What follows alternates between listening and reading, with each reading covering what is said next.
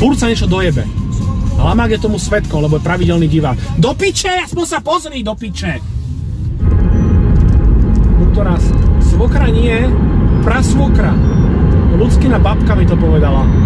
Jebala do mňa asi 2 roky či koľko. Ohol sa, však vyzeráš jak kokot. Ohol sa. Tak som sa nasral a povedal som jedného dňa, dobre, oholím sa. Na ďalší deň som došiel a povedala, prečo si sa oholil, ty kokot? Vyzeráš ako dvojitý kokot. Vy tam máte napísané, je tam brána a potrebujem ju otvoriť. Idem vám pomôcť ju otvoriť? Donesiem hasák? Mám kľúč na bránu. Máte kľúč na bránu, dobre. Takže zvládnete to otvoriť sám, áno? Trafím kanál. Haha, ty kokos. Hej, bisťu. Čvarga vyjebaná, aha. Kuriér, kokot. Zase ďalší. Mysliteľ, ty vole.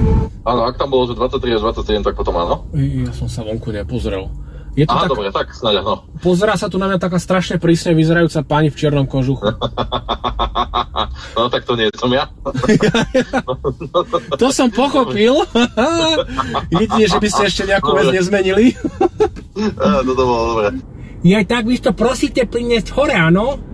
Áno. Lebo máte napísané ku dverám a ja som nevedel ku ktorým, či vchodovým, špajzovým.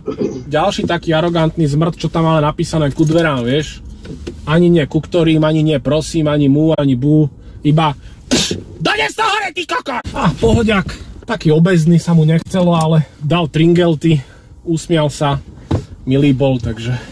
O to je to nepríjemnejšie, keď nadávam na neho, že je kokot a potom vlastne zistím, že áno, je kokot, ale zase na druhej strane len využíva službu, ktorú Volt ponúka, takže vlastne ja som kokot, tak o to viacej ma to vyfacká. Kokot! A prosím vás, vy to máte napísané, že nejaké šípky mám stlačať na interkome. To čo je ten interkom?